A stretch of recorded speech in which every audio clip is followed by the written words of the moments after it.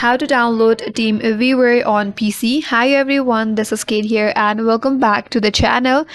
And in today's video, we will learn how we can download TeamViewer on PC. So without further delay, let's get started. For that, open up a browser in your laptop. In the search bar, type in TeamViewer and search for it.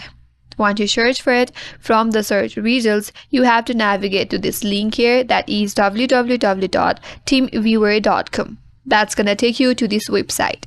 From here, now you could install TeamViewer on your PC. Navigate to top right, click on this button that says free download. Here, if you want to download for free, you could click on download now, but you could also explore other options where you have to pay a certain amount to access all of these features here.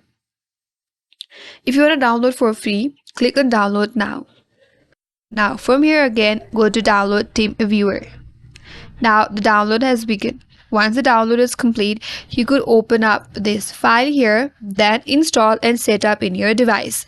So that's it. That's how you can download TeamViewer on laptop or PC, and that's all for today's video. Hope this video was helpful, and if you're new to our channel, consider subscribing. Thank you for watching and stay tuned for more videos.